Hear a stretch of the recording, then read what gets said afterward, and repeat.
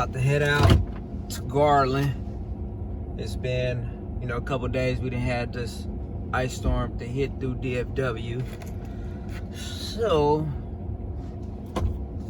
we about to see firsthand what these roads is like from Fort Worth all the way to the other side of Dallas to Garland. And so y'all gonna get to see what I see.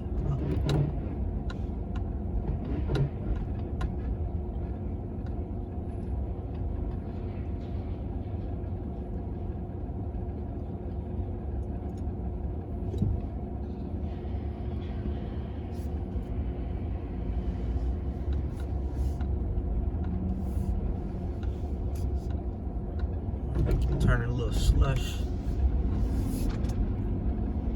Oh, this thing cleared up because this was all ice yesterday. Last night, so that rain helped. Melted and the temperature, I guess, got a little bit warmer. At least for right here, maybe they didn't came and did something. Let's see what these main streets is like.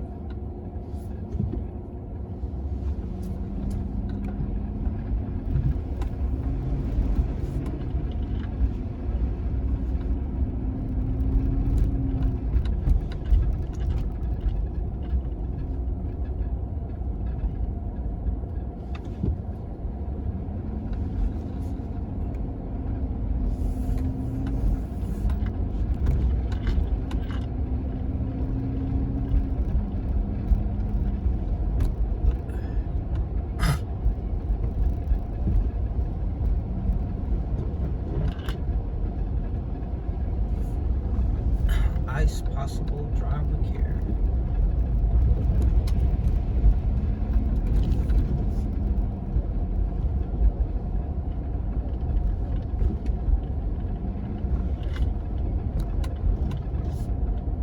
So far, I guess the roads are looking decent on these side streets, so that's a good thing. Car look like that mother ain't moving since the start of this. You know what? Let me make sure I put my seatbelt on.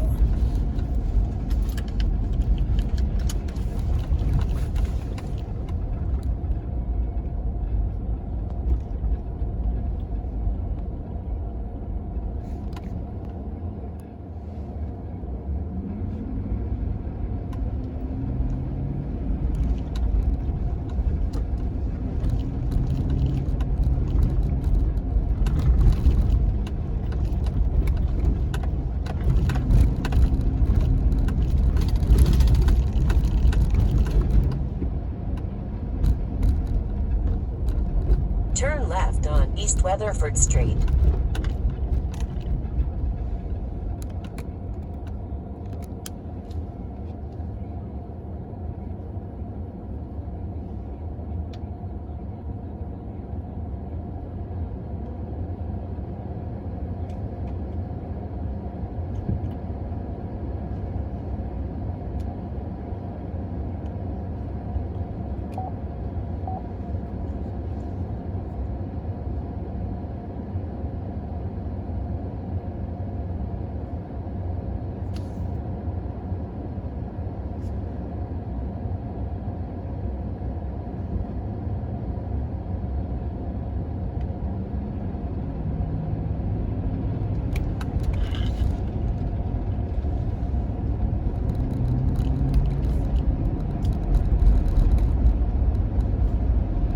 In 1/2 mile, take the ramp on the right to Texas 121 North toward DFW Airport.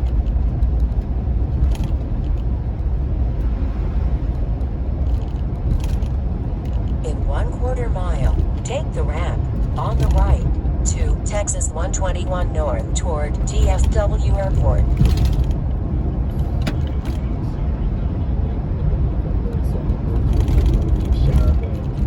Take the ramp on the right to Texas 121 North toward DFW Airport. That case stands for Keller, because allegedly that's what she is. Now, your Uncle Shaw is a grown man. Okay, I was born in the 1900s. And at my big age, I've seen and heard a lot of things. I actually thought I saw it all. But the Continue on beauty of life Texas is, 121. if you live long enough, you will quickly realize you haven't seen nothing yet. And I believe that it's safe for me to say I have never in my 44 years of existence on this planet seen or heard a story like this. Okay, see, Sharaban K decided she wanted to fake her own death. Now, we've always heard about people faking their own deaths, but none have ever been like proven, right? For our generation, Tupac Shakur is the go-to faker of death, allegedly. That was a conspiracy theory before the internet, and the internet just amplified the conspiracy theory. But there have been people who have actually faked their death. Go do your Googles. Look up John Darwin. He faked it drowning in 2002 because he was looking for a life insurance payout, and they found him a year later in London. Samuel Israel was a former hedge fund manager. He got convicted of a Ponzi scheme in 2008, so he abandoned his car in upstate New York, and they found his car with the words "Suicide is painless" written in the dust on the hood of the car. But officers knew he didn't kill himself. They found him hiding out, living in an RV with his girlfriend a month later. So there are real life examples you can point to in regard to folks faking their death. I guess what I was saying earlier is I don't know if any have ever been successful. I don't know if anybody's faked their death and like gotten away with it. Okay, but there is one common theme to these fake deaths. All right, when these people fake a death, nobody has ever really hurt in the faking of their death. If it was a movie or a TV show, that's what would be in the end credits. Like, nobody was hurt in the faking of this death. Well, in this Sharaban K situation, that's not the case. See, Sharaban K allegedly killed, murdered, massacred, slaughtered a 23-year-old beauty blogger named Khadijah O. Okay, poor Khadijah was stabbed more than 50 times, with her body left in the back seat of Sharaban's Mercedes. And then Sharaban and her boyfriend went into hiding. Now, when the body was found, police traced the car's registration to the Sharaban K's family, and given the corpse had been disfigured, investigators assumed that Sharaban was the victim. Now, the only time I've seen something like this work was with Ray Gibson and Claude Banks in the movie Life, when they stole the bodies from the morgue and put them in the fire so they can escape. Well, guess what? This ain't a movie, dog. Okay? Cops might have thought it was you for a second, but everybody listening to me knows what came next, because it happens to everybody after they pass. It's called an autopsy. Okay? And the autopsy immediately let them know this isn't Sharaban. Okay, the actual DNA let them know immediately that it was Khadijah O. So this woman, Sharaban, went on Instagram and she was contacting women, just contacted several women who looked like her, just so she could kill one and go into hiding due to internal disputes with her family. That's why she did it.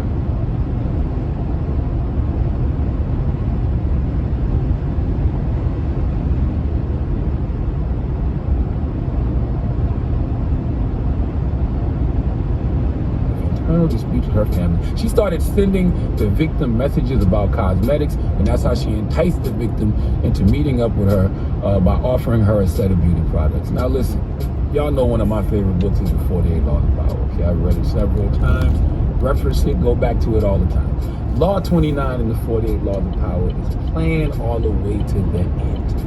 Okay, 48 Laws of Power tells you that the ending is everything, all right? Plan all the way to it, taking into account all the possible consequences, obstacles, and twisted fortunes that might reverse your hard work and give the glory to others, okay? By planning to the end, you will not be overwhelmed by circumstances, and you will know when to stop, okay? Know when to stop. You gently guide fortune and help determine the future by thinking far ahead. Now, this shouldn't apply to murder, but it does, because a plan is a plan. And at some point in this plan, Sharaban K, or her boyfriend, who's an accomplice, should have said to themselves, this won't work because of the autopsy. An autopsy is performed to determine the cause of death, to observe the effects of disease, and to establish the evolution and mechanisms of disease processes. It can do all of that. So the least it can do is identify a body. So that alone should have made them abort mission on their plan. But no! She still decided to go on Instagram and find a lookalike to kill. We really got to stress that people don't talk to strangers, okay, especially on social media. Social media got us all too comfortable with violating basic rules of life that we learned when we were kids, all right? Don't talk to strangers. Stop letting people violate your boundaries and into your space just because y'all follow each other on social media. And I promise you, there is other ways to resolve conflict, all right? You having issues with your family, so you decided the solution to that is to kill someone in order to fake your death, so you don't have to deal with the family issues. I'm not understanding this math equation, though. I feel like I'm trying to help my daughter with this new math they got in these schools because this just simply doesn't happen. Please give Shara Bankay and her boyfriend the biggest hee-haw. I don't get it. I don't get it. Because normally, like you said, jokes aside, but back to the Life movie, I've seen this. They just steal a corpse. Why'd you actually have to go kill somebody? But why did she think that was going to work when you know there's going to be an autopsy performed on the body? She probably didn't know. Didn't plan for the end. How do you not know? How do you not know they don't do autopsies? I have no idea. I don't get it. And then the fact that you have internal family issues, and that's where your mind goes, not, family counseling. Or just block them. Or just block them, stop dealing with your family. Right. That's where your mind goes. I gotta find me a lookalike to kill, to fake my own death to get away from my family. I don't get it, bro. All right. I don't get it. Well, thank you for that donkey today. Yes. Now, since we're talking life. Yes. Now, Ebony K. Williams, you were talking about you freezing your eggs in that process. Yes, single motherhood journey. Yes, so I am at the big age of 39. I'll be the big 40 in September. Hey. So it's that time. And it's interesting, I froze eggs at 34, thinking that I would never use them. And that's very important. We were talking offline with Miss Taylor over here. A lot of young ladies, and I use young relatively loosely, to me, if you're 28 to 36, go ahead and try to stack your coins. It's not cheap. I want to be clear. You're talking about 15 racks, easy, maybe 15 up to racks 20. to freeze your eggs. Just to freeze the eggs. And then there's monthly maintenance, correct? Yearly. Yearly maintenance. About $1,000. I've been paying rent for children I don't have yet. Correct. Literally. Yeah. $1,000 a year just to house the eggs, which now have become embryos. Okay. What got you to this point though? The pandemic a little bit. All right, okay. Y'all know I came out of an engagement. I was actually with my ex when I froze the eggs at 34, thinking, A, I don't think I want no damn kids, or B, if I do want them, obviously it will be with my partner. Correct. Once that ended, kept living life, this pandemic, y'all, really had me look at legacy differently. And I feel I'm doing important work in the world. I feel God's blessing me to make a little something, make a couple dollars. Little change. And who am I leaving it for? Like all this for what? To what end? I mean, you guys are fathers, I assume for a reason. You built beautiful families. You have legacy to pass on. I want your legacy. So you said that you got to pick the love juice of the man, so you can customize it. Yeah. So tell us about this human. So let's talk about my specimen. Yeah. How do you pick it? Is it a book or? It's like online dating. Is it a camel? So let's get to it. What is very difficult? What is very difficult, because y'all are dumb, is finding black sperm. Oh, really? Yeah, a lot of people try to humble black men. I don't. Y'all should know. You have the stuff of gold. Washington Post actually just did a whole feature piece about how hard it is for black women, or this is a whole nother thing. There's a lot of non-black and white women who are on the quest to have these beautiful mixed kids, so they are intentionally buying black sperm. Black sperm is the hardest stuff to get on the market of sperm donation. That sounds wild, doesn't it? No, black sperm is hard to get. Black sperm, and I'm gonna tell you why black sperm is hard to get. Number one, these banks. Now listen, you can go to the club, go to the bar, and just get some love juice. Get some black sperm. Get some love juice for free. But if you want to go this kind of intentional, to your point, I love 48 hours of 48 rules. Laws of power. Laws of power. Rules of power. Laws of power. I'm planning this, y'all, with specificity. So I wanted to go to the Cadillac dealership of sperm donation, California Cryo. There's only a few in the country, and I'll tell you about some of the details that went into my criteria when we come back. All right. And what is the question so we can start getting these calls? I didn't realize that was the producer over there. I thought that was somebody over there waving at me. I'm here for you. No, that was Eddie. That was Eddie. Oh, like to donate? Yeah, you thought that was so. You thought. Eddie, you putting up your hand to donate? No, Eddie's our producer. I'm just. So what is the question? 800-585-1051. I just want to hear from more women that's on this journey. I want to know about, are there women that are willing to consider single motherhood by choice, and if so, what age does that look like? Correct. And if you do, what kind of donor do you want? All right, let's talk about it. It's the Breakfast Club. Good morning. Donkey Today is brought to you by the law office of Michael S. Lamonsoff. Don't be a donkey. Dial pound 250 on your cell and say the bull if you've been hurt in a construction accident. That's pound 250 from your cell and say the bull.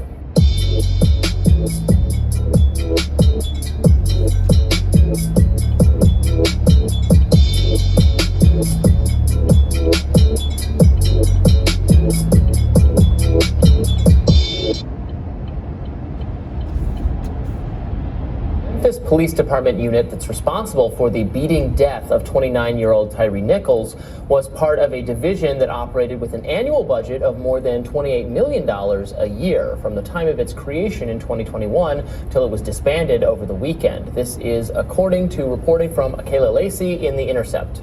The Street Crimes Operation to Restore Peace in Our Neighborhoods, or Scorpion Unit, follows a trend in policing in which highly armed groups of officers are dispatched to high crime areas that tend to be home to Black and brown residents. Here to break down more of a reporting on the matter is politics reporter for The Intercept, Akayla Lacey. Akayla, welcome to Rising. Hi, thanks for having me. So we see that number, 28 million. It's incredible. Can you talk about what the intended goals of this kind of a unit are and how widespread the creation of these units have been across the country? Yeah, so this unit was officially launched in November 2021 in response to both protests against police brutality in 2020 and also a spike in homicides in Memphis and in other cities around the country. This unit was specifically supposed to target, you mentioned these quote unquote hotspot crime areas where they would use data on crime to, figure out where to dispatch officers. The intention of the unit is to crack down on violent crimes. We know that this unit was doing a traffic stop at the time, which apparently it started doing more of because of budget constraints in different areas, which I haven't reported a lot on that, but found out a little bit more about that after the story came out. But yeah, these types of units have been popping up all across the country. One such unit was also responsible for the raid that killed Breonna Taylor in 2020, a similar sort of, crime reduction strategy in Louisville there, where they launched this unit. And the trend, in Memphis and in the Louisville unit was that these officers don't necessarily have, specialized training to do sort of the mission that these units are set out to do, and they're also subject to special funding. This particular unit in Memphis is part of a broader special operations division that got $28 million, and now it's obviously been disbanded over the weekend.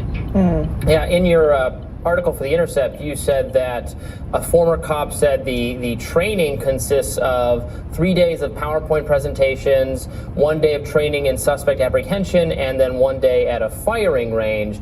I think, if people, to sort of steelman the case for spending more money on specialized law enforcement in high crime areas, you would want the best trained police officers, the ones who have the most experience defusing tense and potentially violent situations without them getting out of hand, not like the newest guys, the most rookie people being thrown into the most potentially criminal or violent or messy situations, but that appears to be what you have. Can you speak to more of like what the philosophy was behind the training? Yeah, so this was that bit of reporting was actually from a former Memphis cop who spoke to CBS News, and so we included that in our reporting. But basically, that person, according to that source, they said that because a lot of older officers were retiring on this force in Memphis, they were manning this special unit with younger officers with little training, which, we can speculate as to sort of the philosophy here. I didn't hear back from the police department, but, there's been talk, from police departments about sort of morale issues, how they're trying to, combat the number of people who have been quitting police forces since 2020 protests. And, I can speculate and say that it seems like, the reason that this unit didn't have, what we would consider to be specialized training for its particular mandate has to do with staffing issues and also with, what the police are saying is a morale issue. But, to your point, that a reason to, give additional money to this unit that clearly, didn't do what it was set out to do, to the point where it's been closed down less than 2 years after it was. Well, and if you're going to give additional money, why not spend it on recruiting or retaining the best performing officers or the ones with the best track record of not escalating standoffs and situations, pay them more and better, rather than what it sounds like it was spent on, which is like neater gear. I mean, by neater gear, I mean more like militarized gear, and then just throwing the kind of hothead new guys at the problem, which seems like an absolute recipe for disaster. Well, Yeah. Right, great. Well, I was just going to say, Robbie, I mean, part of what you're describing here is this fundamentally skewed matchup between stated goals and actual behavior. And frankly, a failure to, I think, properly define goals and design a program to meet those goals. So what you're seeing is people who are engaged in a traffic stop. I really don't want to lose sight of the specific instance that brought us here today to talk about it.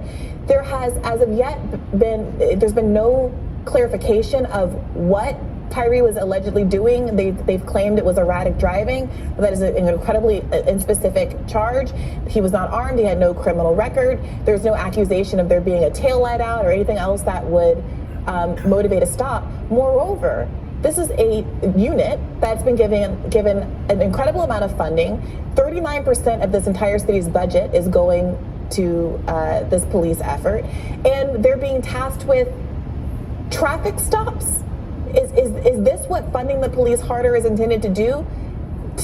Pull people on the side of the road and then create these situations where there's a standoff between a militarized police force and an individual who is minding their own business that is kind of bound to go wrong? I mean, this is what's really confusing to me, Kayla.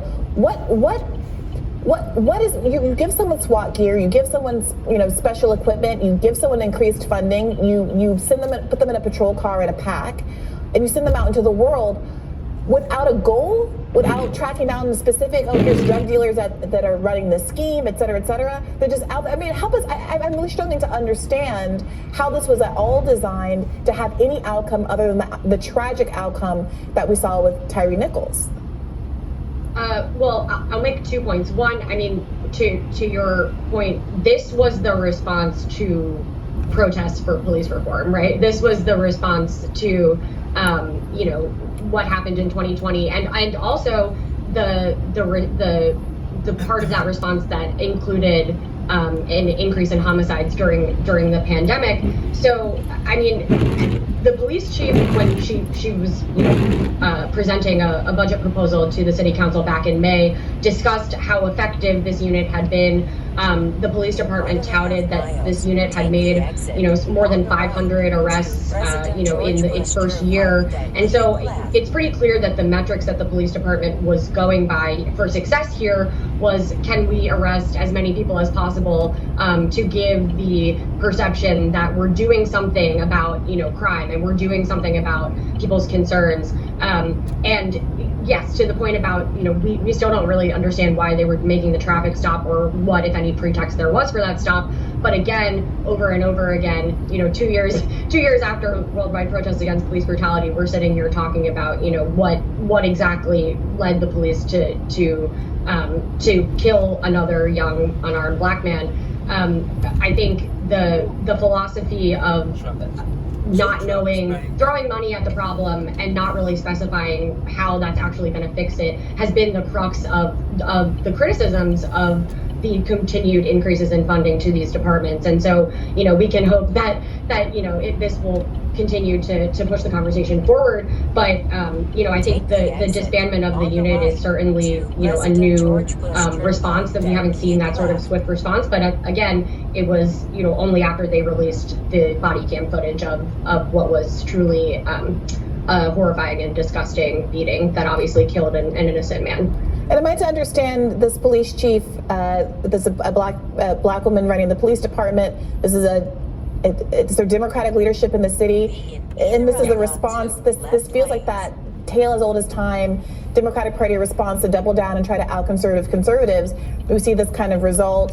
And you mentioned that the metric of success was number of stops. We've seen how that, as a kind of motivating goal, has led to so much disaster and so many efforts by cities to basically earn money and recoup fees by stopping people, pulling over usually poor, low-income, working-class people for traffic stops so that they're caught in a cycle of fines. That's exactly what happened in the Philando Castile case, and it's tragic that kind of motive is still driving police forces to date. Thank you so much for joining us, Akayla. Thank you for having me. We'll have more Rising for you right after this.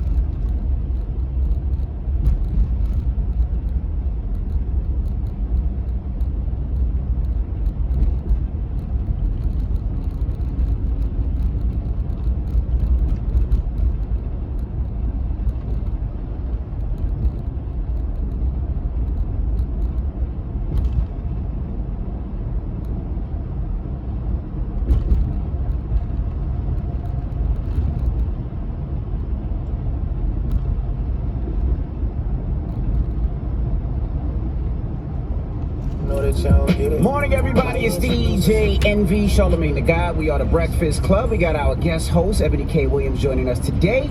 Let's get in some front page news. We are going to go to a little more somber news here in our front page news. Of course, yesterday we put to rest our dear brother Tyre. Continue on Texas 161. A father gone too soon is really the takeaway from that. Tyre, only 29 years old. This young brother didn't even make it to 30. Friends and family and civil rights leaders, including our Vice President Kamala Harris, which we'll hear from in a second, all gathered. I thought it was important, y'all. Let's start with hearing the words from the most important person in the room, Tyre Nichols. First of all, I want to thank each and every one of you for coming out to pay tribute to my son. Tyre was a beautiful person. And for this to happen to him, it's just unimaginable. I promise you the only thing that's keeping me going is the fact that I really truly believe my son was sent here on an assignment from God. And what she's referencing there, y'all, is, I know, you have to just take a beat, right, and just hold the space for this woman's enormous grief. And we as a nation are grieving with her, right? It's a lot. Mr. Nichols was stopped, traffic violation, alleged just reckless driving, simple, small infraction, really. 5 officers were charged with his beating death. They kicked, they beat this young brother to death. He died several days later in the hospital. And of course, what's been so devastating for a lot in the culture, all 5 officers, Black. We're seeing investigation, though, this is important to note, of some tangential players here, medical MTs, things like that include some white people. So they're going to be investigated. There are more charges to come. So far, all 5 officers have been dismissed from their police duties and charged with second-degree murder. What I love is, when we talked about this story yesterday, Charlamagne, you talked about and agreed it would be a good day to talk about the George Floyd Justice and Policing Act. Ms. Nichols agreed. Let's listen. I just need whatever that George Floyd bill we needed passed. Yeah. We need to take some action because there should be no other child that should suffer the way my son and all the other parents here have lost their children. We need to get that bill passed. How important is it, Charlamagne, do you think that this woman took this moment in her debrief to make that call to action? I think it's very important, but I don't think it's going to change anything. Really? Because it's not going to make any of those politicians move to want to pass that bill. Because if it did, if a mother's tears is what moved people to pass that bill would have been passed a long time ago. What's the importance factors of the bill? Like what is the important factors of that bill that will getting rid of qualified immunity? That's one of them. That's the main one, Another one. I think that's a huge one. I also think, though, there's a statute that talks about use of force, because that's what we keep talking about. I was here with y'all about 5 years ago. We were talking about Stephon Clark, and how there were no charges there. And it's because the opportunity for police to use deadly force is so wide open. And this bill, Envy, narrows that. It brings it in. It holds them to a higher standard, and that's important. Speaking, though, Charlamagne, okay, you say, is it going to move the politicians? Because that's really where the movement needs to be. Let's listen to our Vice President, Kamala Harris. This violent act was not in pursuit of public safety. It was not in the interest of keeping the public safe because Tyree Nichols would be with us here today. Was he not also entitled to the right to be safe? So when we talk about public safety, let us understand what it means in its truest form. Tyree Nichols should have been safe. I think she's got to go even further, to be candid, and say, right? Well, and say, when we talk about public safety, we're talking about white safety. That's right. That's really the thing that's not being said. It's like, when have black people ever been truly safe in our black bodies? In this nation. No. Let's be honest. It all sounds like car salesman stuff. Nothing ever changes. They say the same speeches, the same time. We need to do this. We need to do that. But when do we get to the point where we actually do it? She spoke on the George Floyd night. She did. Let's see what. As a United States Senator, a co-author of the original George Floyd Justice and Policing Act. And as Vice President of the United States, we demand that Congress pass the George Floyd Justice and Policing Act. Joe Biden will sign it, and we should not delay, and we will not be denied. It is non-negotiable. What's missing for me is you got to name names. And you talked about this on when you had the vice president on your Comedy Central show. You got to say, brother Tim Scott in South Carolina, who claims that you also want to move forward on police reform, come on to the table. You got to talk to Joe Manchin. You got to talk to the holdouts. You can't just have this generalized call to action, kind of like Envy's saying. Now it's car salesman talk, unless you gonna name the names. That's all. Name the names, or what Monique say? Keep it on school ground. That's right.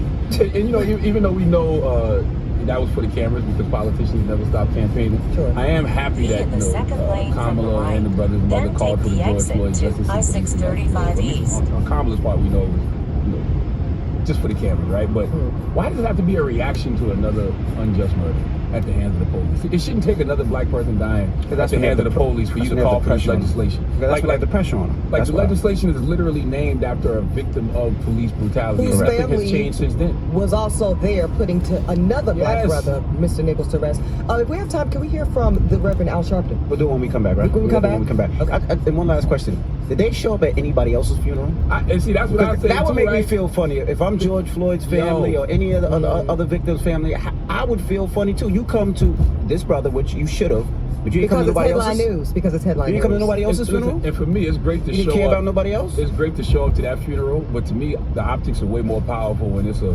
woman of color, at the funeral of a brother who's been killed by white officers. Then you can address the system of white supremacy and the corrupt police system at the same time. I want the VP to talk about the George Floyd Policing Act more, because like she said, she is the co-author of that bill. Sure. And I would think that the co-author of that bill would talk about that bill all the time, not just as a reaction to another black person getting killed. And identify the holdouts that are making it not a reality. Well, we'll get to more of it next hour as well. But right now, get it off your chest. 800-585-1051. If you need to vent, phone lines are wide open. Again, 800-585-1051 is the Breakfast Club. Good morning.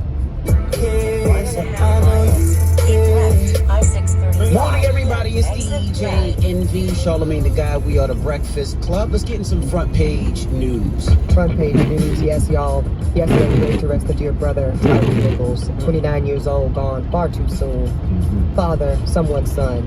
We talked earlier about how his mother spoke, of course, at his funeral. Vice President Kamala Harris spoke. But what we didn't get to is the good Al Sharpton, Reverend Al Sharpton, who has led the community and culture through so many instances like this. He had words as well. Is that 5 black men that wouldn't have had a job in the police department in the city that Dr. King lost his life. Not far away from that balcony, you beat a brother to death. There's nothing more insulting and offensive to those of us that fight to open doors, that you walk through those doors and act like the folks we had to fight for to get you through them doors. Understand that there's needs to deal with crime, but you don't fight crime by becoming criminals yourself. That ain't the police, that's punks. So here's where I think the ancestors, excuse me, misstatement. The elders in the culture are actually very important because he is connecting dots there, y'all, with really like geographically This is where Dr. King was assassinated. Not gave his life because he didn't give nothing. He was taken away. He was murdered. He was assassinated. And within a throne's stow, you black men who really live in the legacy of Dr. King execute your own brother. I do think that type of cultural correlation is important. That's what I talk about in Bet on Black. Beyond that, I like that Al Sharpton talked about, that's not protecting crime, but let's be clear, what Tyre Nichols was stopped for, y'all, allegedly, reckless driving. Shouldn't lead to that. That's not even really of criminal nature like that. I was going to ask you earlier because I thought they said that after watching the cameras, they found out that he wasn't driving reckless. That's why I said allegedly. Only the officers' reports are even suggesting that. Right now, the prosecutor's office, great point, Envy, is not even collaborating with that argument. They're not even cooperating. For all we know, that brother could have been doing nothing wrong, and that's probably what the prosecutors were arguing. I still wish Al Sharpton, Reverend Al, would have addressed the system of policing. Though. Based off the clip I just heard, Reverend Al made it seem like this is not an isolated incident, especially when he said this isn't policing, this is punks. Well, if that's the case, we've seen a lot of punks then, because this seems like the norm in regard to the policing. And I totally understand scolding them because, they're black and it's black police officers. But it's not just black police officers who do stuff like this. But this was a funeral, though. This was a eulogy, though. You know what I mean? This wasn't his platform to talk about the thing. Well, everybody went up there and addressed politics in some way, shape, or form. Everybody did. I have a question. Something you said triggered me. I've been having this in my group chats. Should the black officers be held to an even higher standard because they are black? Well, that's a cultural thing, right? That's us. That's what I'm asking. We hope that black people get in those positions, and that's how they change the culture. Yeah, I ain't talking about the law. I mean us culturally. No, I think they should just get life regardless. I don't care if they black, white, Asian, Spanish. It doesn't matter. They should be held to the highest point of the law. No, it's a nuanced answer, right? Because yes, as black people, I do hold them to a higher standard. Because they look like us. Yeah, like that. But when it comes to just the system of policing, I want that all to be the law same. Law is equal, but for me, I'm more outraged because you should understand the humanity of your black brother better than some white person who is systematically otherizing us. I agree. I do hold them to a higher cultural standard. Personally, as a black person, as a black man. person. Yes. All right, this one's interesting. I want to get your take on this, Envy. I know you were talking about it a little bit. Biden is proposing a new piece of legislation. It's got a junk fee part in it. Yeah, I know you like this. It cuts out hidden fees, y'all, for credit cards, concert tickets. We saw, all the Ticketmaster of it all that going on in the U.S. Senate. And it would target 4 excessive types of fees specifically. Online concert tickets, sporting events, which I hate. Hotels, air fees, airline fees, all these little hidden costs that take your shopping cart expense from $50 to $250. Let me just tell the people exactly what it is. When you go to book a hotel and the hotel says $99 and you go there with $99 and then they charge you a resort fee of $29.99 and now your hotel is $130 and you don't know where that resort fee is coming from? That's the fee they should take off, because I never understand that. And what's it going towards? Same thing with the airlines. There's an airline fee. Where does that money go to? I just paid my ticket. Why do I got to pay an additional $40? Same thing with sporting events. If you go to a sporting event or any show on Ticketmaster, any of those things, you pay, let's say $30 for the ticket, and they charge you a $9.99 ticket fee. What is that fee? Yeah, what is that processing fee? Processing. Hey, man, I've been feeling like that since the days of buying Little Debbie's and McDonald's value meals. Now, I'm talking about taxes, though. If something is 99 cents and it's $1.05 and all you got is $1 and now you're looking around for a nickel, that's taxes. Kid, you can't hurt about that. I know, but that's a junk fee to me. You know what I mean? When you go to McDonald's and the value meal used to be $2.99, that was $3.24 with taxes. It was $3.14 back then. Oh, it was $3.24. I think the taxes are high over there. And all you got is $3. Yes. You thought it was $2.99. You thought you had an extra penny. That's right. When I was young and didn't know any better about taxes. When you were a kid, and now you're not a kid anymore, Sean. But that was a junk fee to me then. No, I agree. Taxes are a junk fee, period. Can we get rid of taxes? Can we consider taxes a junk fee? Mr. IRS, that's not Rashawn talking. That is Leonard. That's Leonard. But Ebony K. Williams is saying, get rid of these income tax. I don't mind a consumer tax. If I'm using a good, I'll pay your tax. Okay. But that income tax, that's my money. Give me my money. Word. Because you don't pay no taxes. Not on my income, Envy. I'm going to tell you why, though. I'll make an argument. Tell me. Because my federal government nor my state or local government has shown me that they are good stewards of my money. That's right. Why? We don't know where our bread going. That's right. That's right. We got failing public schools. That's right. We got cracks in the road. We got bridges that are barely holding up. The schools should be your housing tax, what you pay your taxes on your house. That should be the school. But the things I have Well, I spend questions. a lot of money on my house, Envy. So that's your school tax. Yeah. That's where your kids go to school. But like when you talk about the roads, I want to know where that happens. I want to talk about the judges, the prosecutors, the police officers, the firefighters. That's supposed to be your regular tax. Yeah. If I knew my It's money supposed to was be. actually going to make other people's lives better, I would have no problem with that. Same. I don't know where that bread is going. Therefore, I'm with Ebony K. Williams. Yeah, a lot of it's going to the military. Eliminate taxes. Eliminate taxes. No new taxes. Call us the new Tea Party. Jesus. All right. All right. One more. We got time for it? No, we gotta No, go. we gotta wrap? Yeah, we Okay. got commercials. But let's open up the phone lines. 800-585-1051. Ebony K. Williams is here. You know she's an attorney. So let's hold court. Yeah, I know you listen to her podcast, Holding Court. You know what I mean? Where she gives out a lot of great legal advice. Right. I'm sure that y'all might need some legal advice right now. That's right. 800-585-1051. If you need legal advice, call her now. Come on now. This Think free about it like legal this. This advice is now. free. If you call an attorney, you know they're going to charge you $1,000 just to come inside and then $500 an hour. That's right. We getting it right now for on the low. 800. As far as we know, we might get invoiced later. I don't know. As far as we know. All right, so if you got some, if you need some legal advice, you got some questions, call us now. 800-585-1051. It's the Breakfast Club. Good morning.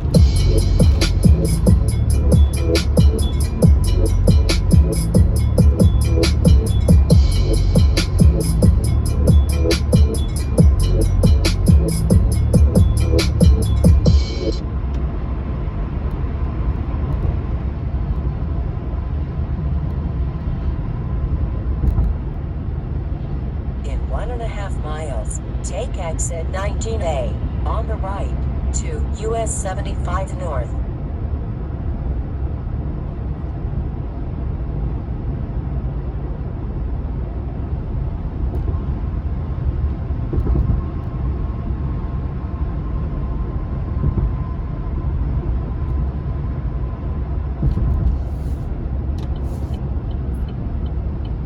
Well, I guess this is a good sign. Normally, always when I get to the 75 exit, all this is jammed up, packed. Everybody trying to merge. I hate it right here. And it's actually really nobody here. As y'all can see, so far it's only been a few cars on the road. It's getting more cars, but it's not the normal DFW traffic, I'll say that. So there is a lot of people still at home, not on the roads. But as you can see so far, the roads have been good. They clearing up, looking a lot better. Some of the overpasses still go down to one lane to make it over. For a minute, I was kind of worried on the bridge. I was on the first one. Be in the right lane, then take the exit to US 75 North. The first bridge, when I was following the truck and the semi was up ahead, it was slowing everything down. I was wondering if it's going to start slowing down too much where it starts sliding on ice and US get stuck. 75 North. But was able to go through it. So I got a few more minutes to where I'm heading, and looks like everything's going to be good the rest of the way. So Be in the right we almost lane. finished. So that's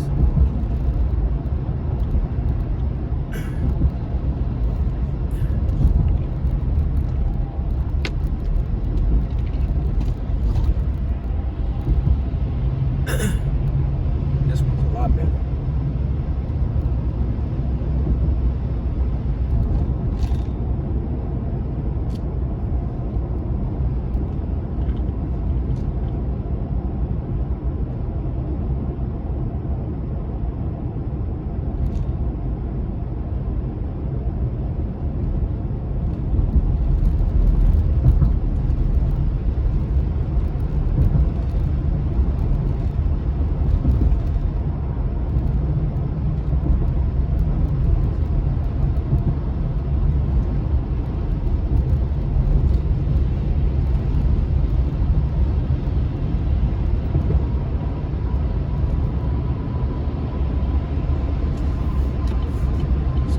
Is looking good.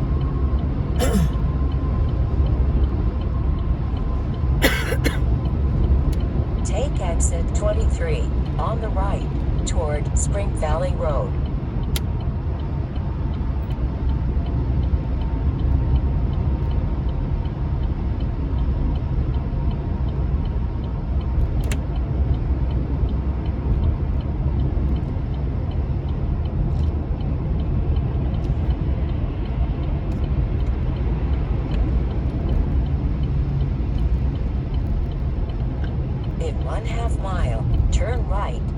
Comerica Bank.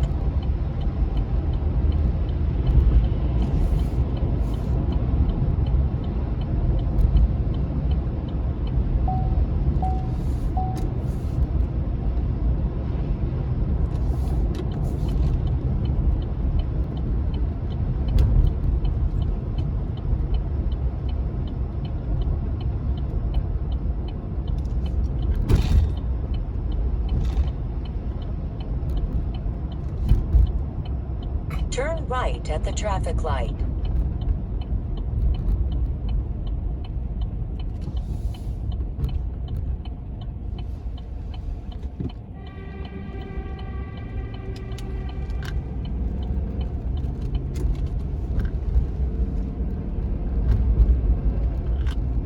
In 3.5 miles, make a U-turn.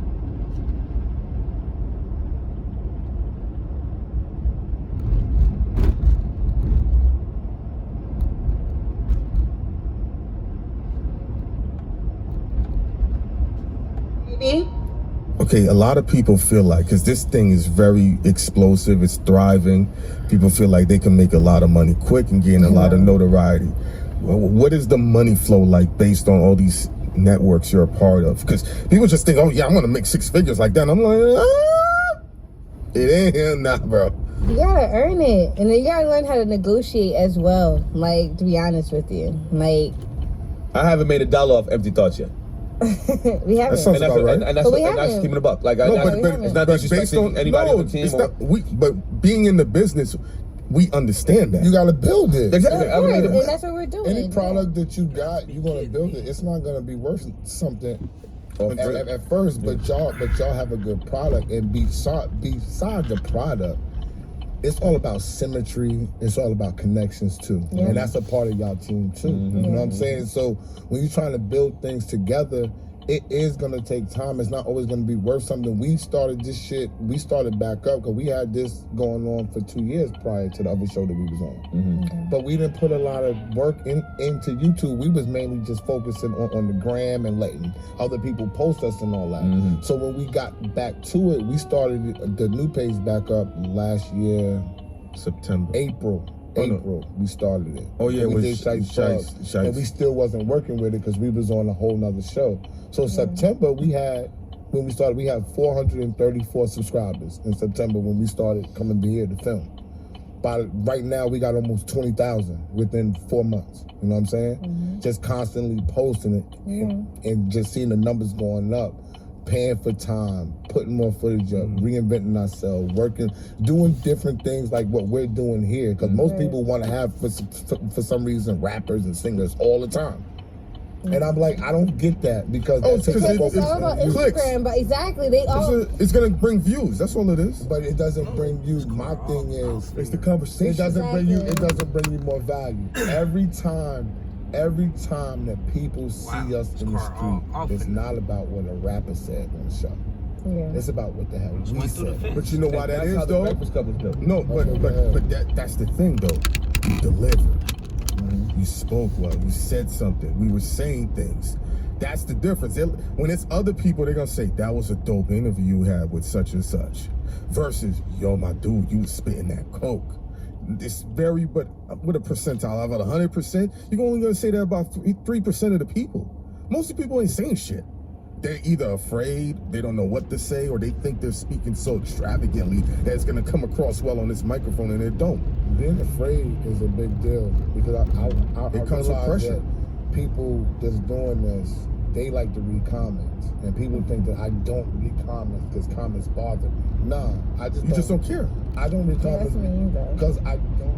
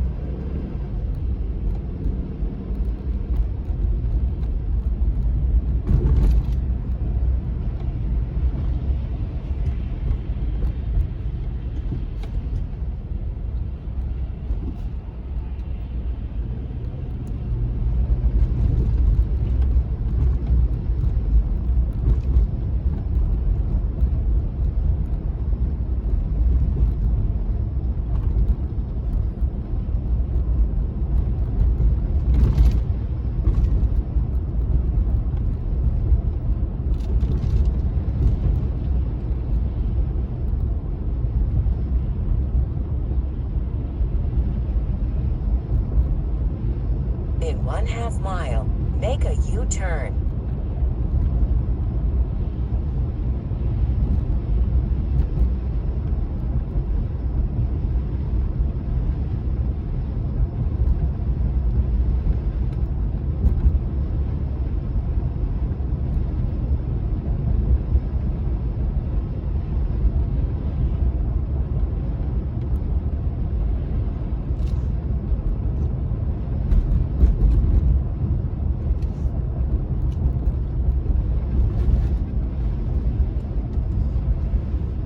When possible, make a U-turn.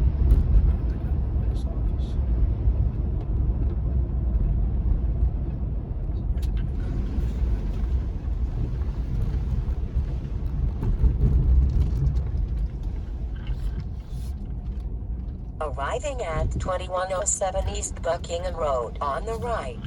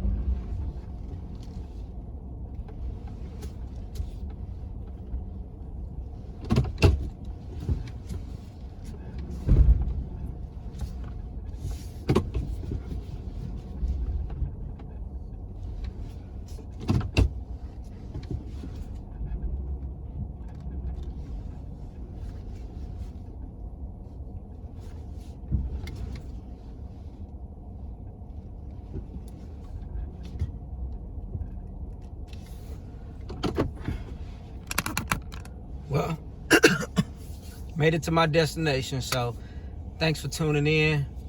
Hopefully y'all like this. Y'all was able to see that the roads is drivable. You're able to get out. I know watching the Weather Channel, they show some of the roads and they give you a lot of the icy parts, but the roads are actually better. So hey, if you need to get out, go do what you need to do, get back to work like I am, hey, you can do it. Just take your time. Don't be one of these fools out here trying to do 75, 80 miles an hour right now, and you'll be good. Thanks for tuning in. Don't forget to hit that like, comment, and subscribe. Peace.